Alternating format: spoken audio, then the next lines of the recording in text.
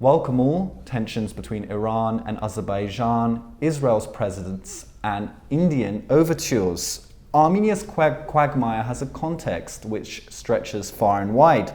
I'm joined now by Anna Ohanyan, a professor of political science and international relations at Stonehill College in Massachusetts, and a non-resident senior scholar of Russia and Eurasia program at the Carnegie Endowment for International Peace. Anna, thank you very much for your time. It's a pleasure being here, Emilio. Anna, in recent weeks there's been a lot of speculation about what many are perceiving as tensions between Iran and Azerbaijan. Azerbaijan's borderline with Iran grew significantly as a consequence of the 2020 Nagorno-Karabakh war. And in the southern Armenian region of Syunik, Iranian truckers have been detained and some have had tolls levied on them for traversing the Goris-Kapan highway, which crosses into Azerbaijani-controlled territory in two sections. Different officials of both countries have been making saber-rattling statements. And I have a question, first off, about these tensions, which is these tensions really worthy of that much attention? Iran has had these sorts of quarrels with other countries like the United Arab Emirates, but it didn't really amount to anything, particularly in the military sphere.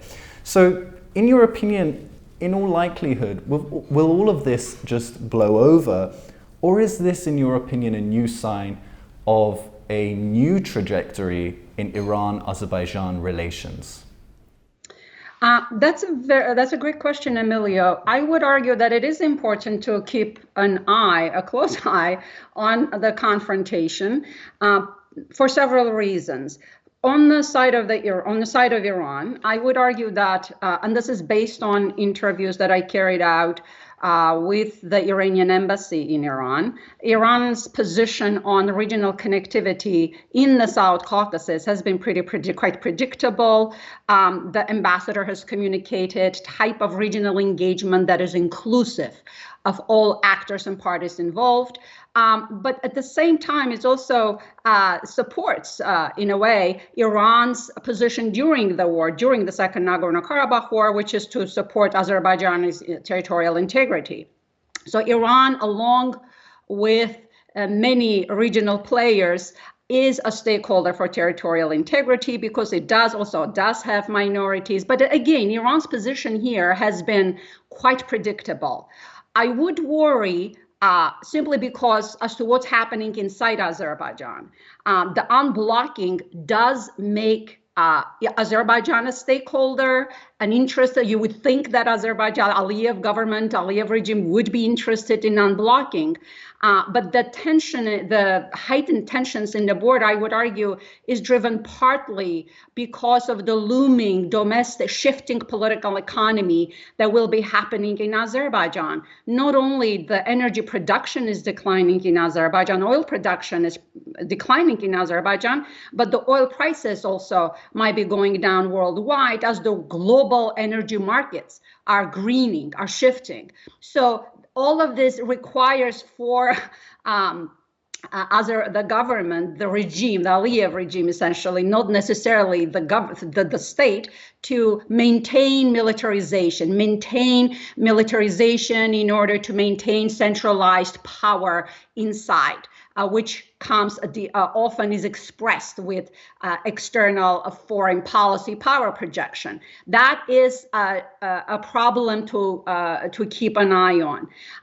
And in regards to, again, Iran-Azerbaijan relationships, I don't think Iran needs a new front line of confrontation. It is surrounded by Middle East, sandwiched between Middle East and Central Asia. Middle East has been a fractured region for a long time.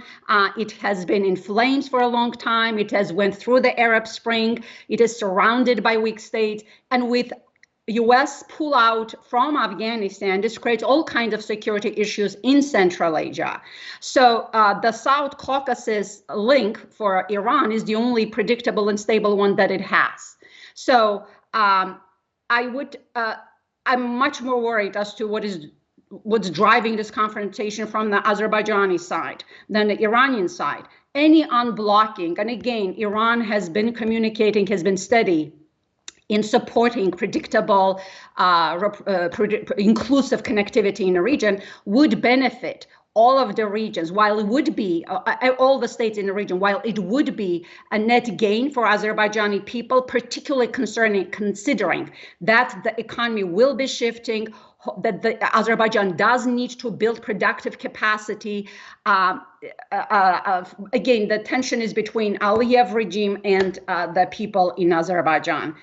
So yeah, let me leave it there. But yeah, I mean, I don't think Azerbaijan needs this confrontation. It does not make sense as to why Aliyev government would push for heightening tensions. One more thing to add. I have a feeling, though, looking at similar political systems, the governments lacking legitimacy, there has been a pattern, there's scholarship on this as well. Such leaders tend to pull in external regional players against one another in order to maintain their regime stability. So judging from Aliyev's rhetoric, he's trying to create this anti-Iran rhetoric, hoping that the West will kind of join in this bandwagon and in the process launder Aliyev's regime. But the attention of the West, while the nuclear negotiations with Iran are still important, but I think United States, with its spectacular pullout of Afghanistan, the attention is shifting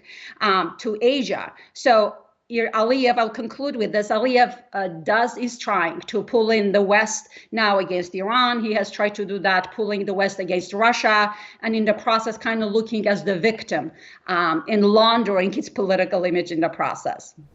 And there are differing perceptions in Armenia regarding this topic. Some in Armenia believe that tensions with Azerbaijan may align Iran further with Armenian interests. On the other hand, many are worried that any sort of new conflict would be a Pandora's box for Armenia and could spell new dilemmas. So how do you think Armenia fits into this developing relationship between Iran and Azerbaijan?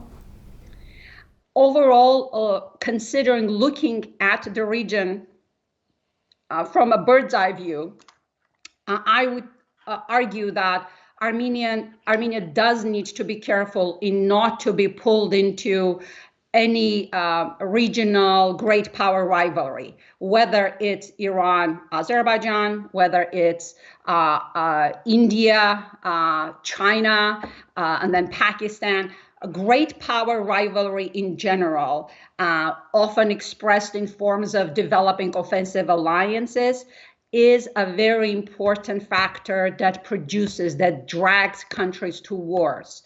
The second Nagorno-Karabakh is one good example of it, with an offensive alliance between Turkey and Azerbaijan. The previously much more contained and local conflict expanded in such a dramatic way, now with a propensity to evolve further. So I would argue that while Armenia does need to do balancing between various players, and the diplomatic space is much more complicated, gone are the days of Cold War period simplicity, even the post-Cold War 20 years of simplicity compared to what's happening now. I think Armenia and diplomacy needs to recognize any rivalry as such, and recognize it both as that alliances can bring in leverage, but they also have risks for Armenian diplomacy, for any small state. And to that end, Armenian diplomacy does need to reflect, and advocate for mobilizing regional security cooperation in the South Caucasus. This sounds quite crazy considering what's happening with Azerbaijan on the border, but I would argue that looking at similar regions, whether it's in East Asia, whether it's in Central America, it is insufficient to say that structural conditions, great power rivalry, does not allow Armenia for room to advocate for this. There are a lot of pathways for Armenia to work, whether with Georgia, and to pull in Azerbaijan, Aliyev government, Aliyev regime into such diplomatic front lines. Aliyev I saw President Aliyev was in the news complaining about arguing falsely, I do think without providing any evidence, that Armenia is working with Azerbaijan, facilitating drug trafficking, etc. Well, if that is an opening. If that's what Aliyev regime believes, then that would be one reason to form a regional security format in order to address those issues. Terrorism remains a looming problem in the region, much more so after the US pullout of Afghanistan. Taliban government does not have a stronghold in Afghanistan. So Azerbaijan, with high level that has been crushing domestic protests for years, is vulnerable to a similar attacks, similar to Arab Spring. So considering again that the energy patterns are shifting, so I think there is a lot for Azerbaijan to agree in forming such regional trilateral cooperation formats with Armenia and Georgia. And of course, there's a question of Russia, but perhaps we can touch on it later. Mm-hmm. Yeah, well, we will get to Russia, but before we get to Russia, I want to talk a bit about Israel. And it's interesting that a lot of Iranian officials are making references to Israel and the warm relationship Israel has with Azerbaijan. Some have even gone as far as to accuse Azerbaijan of allowing Israeli Air Force personnel to station forces in Azerbaijan. The Iranian Supreme Leader, Ali Khamenei, also made a speech that got a lot of attention, in which he warned neighboring countries against relying on outsiders. Many perceive this as a warning to Azerbaijan regarding its relationship with Israel. Azerbaijan, on the other hand, has denied that there is Israeli forces stationed on its territory. My question is, are the tensions between Azerbaijan and Iran a possible staging ground for a proxy conflict? I mean, what are we to make about these references to Israel? I would not worry that it is a sort of the prelude to a proxy war against Israel.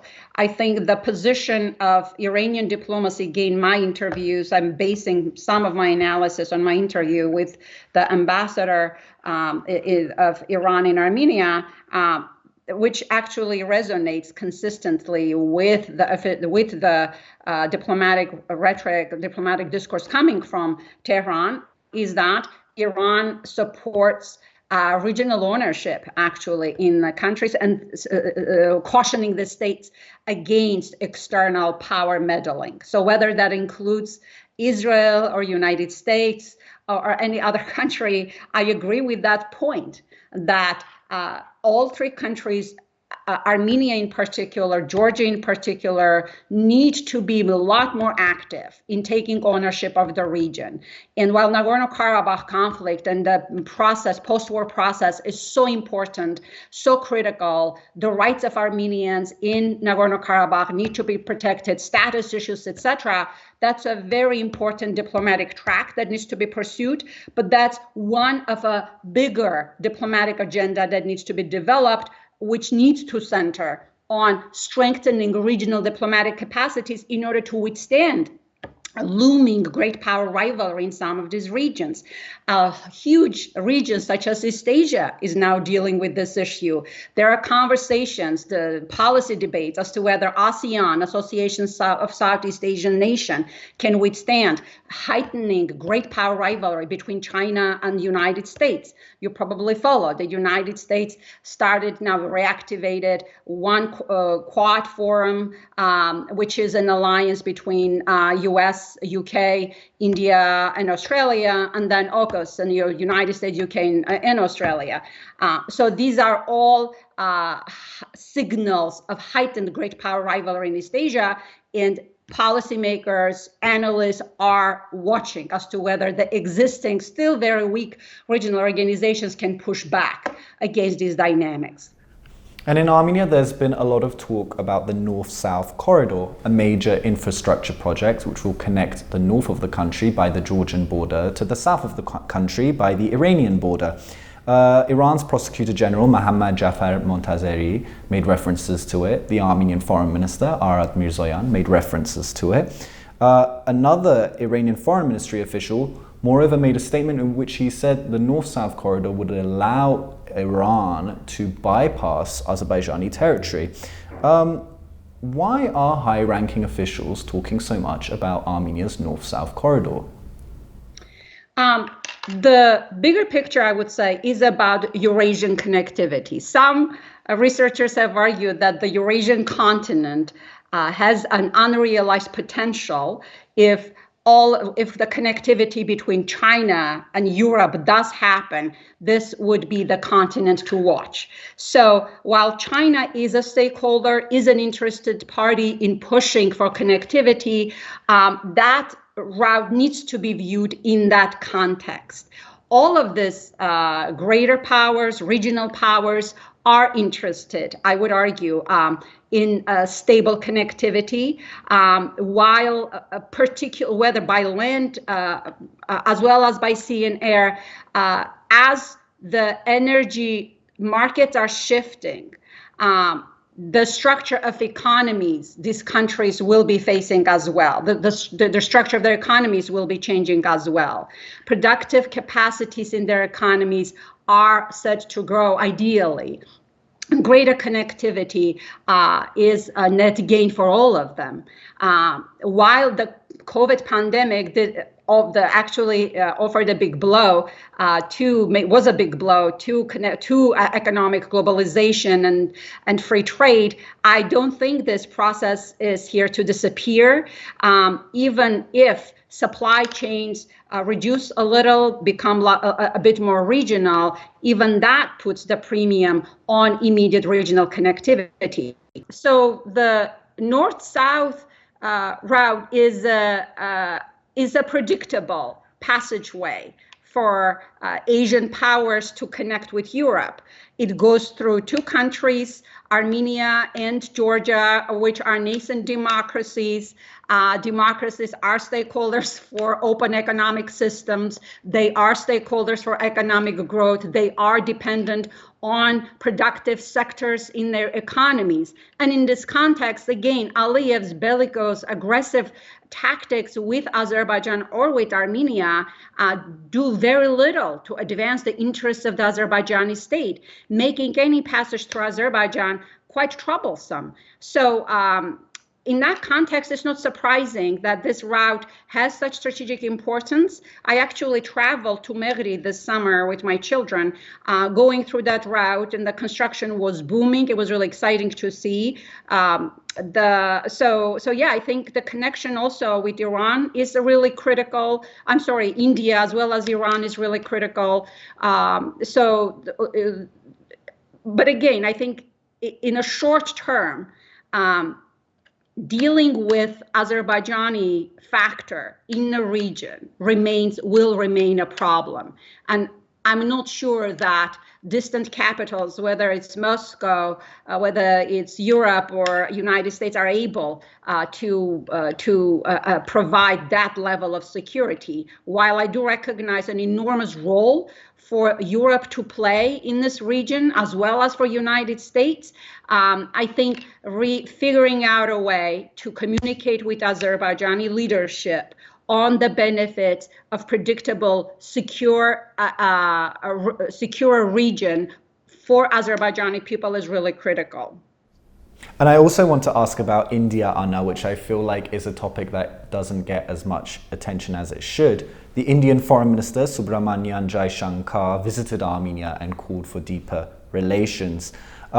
References were also made again to India, like you mentioned, using the North-South Corridor to reach the Black Sea ports and further. But is the relationship with India purely economic? I feel like there's some Armenians that see the relationship between Armenia and India as something Armenia could use, possibly as a lever in the conflict with Azerbaijan. But on the other hand, India has quite a positive relationship in general with Turkey and has a generally non-interventionist foreign policy. So is talk about Armenia-India relations really, in a sense, quite overstated, or is this also something to keep an eye on? I think any trade relations with India as well diversifies Armenia's trade portfolio. And as such, there are a lot of studies that documented as to how deeper, denser, diverse trade relations actually prevent that particular country from an attack keep the country out of war in general, not necessarily only with that trading partner, but in general. This is really a fascinating study. So in that respect, deepening trade relations with India is a net gain for Armenia. Having said that, adding more partners, diversifying Armenia's economic relations more needs to be continued. As to whether to read more in terms of politically, I agree with you. I don't think India is eager to get into a conflict region. Alliance development in general has two specific problems. It's the fear of entrapment by the bigger players who are courted to provide security, and the fear of abandonment by the state who are looking for security. In this case, the fear of entrapment would be huge for India, considering that it already has rivalry with Pakistan, that its diplomacy is pretty much, in terms of great power rivalry, is already a factor for India to handle relative to China within East Asia. So I would not read too much about the political implications of India's role, but at the same time that should not be viewed as a negative. Any great power rivalry, pulling in alliances in a conflict, it can be destabilizing down the road. So while alliances are important, I think it's important to also keep in mind how to develop them, and they never should come at the expense of regional diplomacy, which I have been writing about for the past several years now. So I feel strongly about it, as you can tell. As you should. And finally, as always, I have to ask about Russia. In your opinion, what is Russia's final game in the region, and how can Russia's interests be juxtaposed to Armenia's interests? Let me be honest and say, I don't know.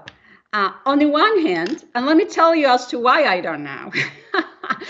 On the one hand, the post-war agreement put Russia in such a position. Russia demonstrated that it was the only actor that was capable to end the war. But with months that followed, it became clear that Russia either lacks the capacity or the willingness to implement the very same agreement that it negotiated. So on the one hand, this was an opportunity for Russia to, especially as Azerbaijani forces came into Armenian territory, borderization started there. This was Western powers came in quite strongly arguing that border delimitation needs to be peaceful, it should not be coercive, that Azerbaijani forces need to pull back. That was an opening for Russia to really come in and be the grown-up in a room again and take ownership of the agreement and stand with the international law. I thought that Russia is in a situation of be careful what you wish for. It was an opportunity for Russia to showcase, to be a security provider in that region, and in terms of implementing in very clearly defined international contours of politics and international law. Russia did not do that, and instead pulled the conversation into groups, into working groups, which is important. It's always good to talk. And CSTO obviously was very, very weak, so I don't even need to go there. Now, as to what Russia is trying to achieve, looking at Russia's contemporary foreign policy, I have written about this previously. Russia, as well as Turkey, does practice this short-term gain of projecting regional power, hoping to gain global benefits from it. This policy is not delivering anymore. Turkey is learning about this. Its economy is not doing as well. Russia also. So in the long term, it is in Russia's interests, especially if it's trying to manage China, US, and being a global power that it wishes to be. It is in Russia's interest to be surrounded by regionally resilient, stable, connected regions. But I'm afraid that Russia is lacking capacity in implementing, doing the post-war advancing peace operations. I'm even hesitating to use the peace building, which requires not only pushing and unblocking the region, and Azeri aggressions are left unanswered, but also figuring out a way in supporting connectivity between Armenians and Azerbaijanis. So Russia does need to be a lot bigger, much more voice for a stakeholder, an advocate for regional unblocking, which again will only improve Russia's role as a security provider. But keep in mind, though, that domestically, the Kremlin has been crushing on dissent. These last elections also obviously were not very clean, and the attacks on civil society groups, free media are intensifying. I'm worried whether this can now make Russia a bit more assertive externally and trying to pull smaller states such as Armenia into its much tighter embrace, which would make Armenia very difficult to build this multilateral, multi-level diplomacy that it needs in the 21st century. So that's something to watch. But the important answer to this is that Armenia needs to deepen its democratic institutions, capacities. That is the only route of state building, state making moving forward. And so Anna has a new book which will be released next year with the Stanford Uni Press. It's titled The Neighborhood Effect, The Imperial Roots of Regional Fracture in Eurasia. So, Ms. Ohanyan, thank you very much, as always. It's a pleasure, Emilio. Good to see you. And thank you for joining us on CivilNet.